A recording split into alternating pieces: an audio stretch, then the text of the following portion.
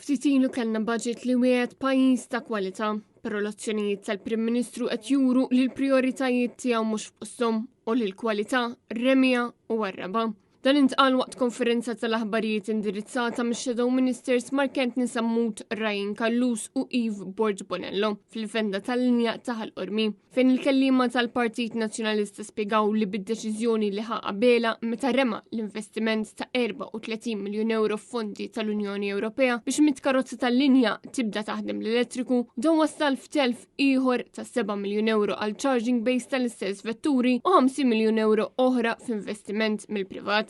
Markent Nisammut fisser kif il-karozzi tal-linja qed jkomplu jitfgħu ħafna emissjonijiet u fakkar li traffiku sar problema li jiltaqa' magħha kulħadd u kuljum. Iżda minflok il-Prim Ministru Robert Abela prova jsolvi din il-problema permezz tat-trasport pubbliku iżjed sostenibbli, iddeċida li jritira dan l-investiment minkejja li skontu pajjiżna għandu ekonomija b'saħħitha. Meta ġejna biex ninvestu fil-kwalità, meta ġejna biex ninvestu f'servizz ta' trasport pubbliku li għal dal-pajjiż huwa importanti jekk irridu nindirizzaw il-problema ta' traffiku.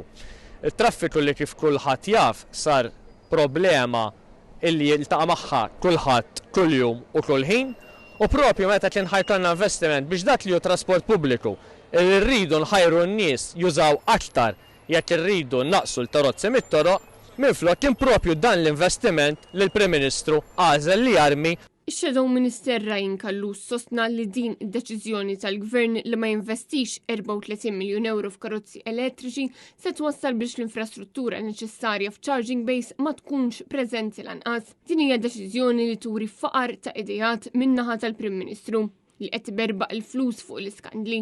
Minflok f'investiment li wassal għal kwalità ta' ħajja aħjar kif intqal fil-budget. Dan kollu juri faqar. Faqar jiena ngħid dilettantiżmu wkoll.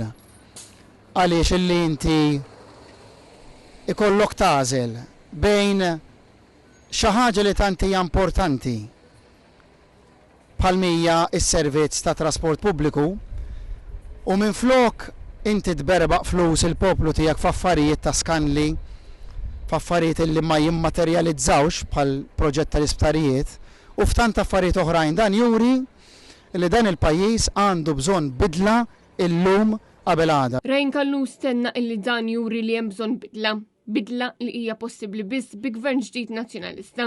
Minnaħa tagħha Shadow Minister Yves Borg Bonello saħqet li l-gvern ta' Robert Abela huwa gvern li m'għandux ħiel ta' xini governanza tajba, waqt li qalet li din id-deċiżjoni hija U-turn oħra minnaħa ta' Abela. Taħt gvern Laburista, Malta għandha l-ogħla żieda fl-emissjonijiet fl-Unjoni Ewropea. Taħt Partit Laburista, Malta tfalli fit-tibdil fil-klima. Taħt Partit Laburista, Malta l-ar fl-Ewropa. U allura kellu jkun il-Partit Nazzjonalista li ġimgħa ilu kixef dan l-aħbar li l-gvern abbanduna għal kollox proġett li kellu jara aktar minn 100 karozza tal-linja jisiru elettriċi. Yves Borg Bonello insistiet li ma jistax ikun li l-gvern ikun moħħu biss biex jimpala l-flus fuq l-erba tal-qalba. U għalhekk il-Partit Nazzjonalista se jibqa' jsostni li hemm ħtieġa kbira li jsir ħafna iżjed għall-ambjent aħjar.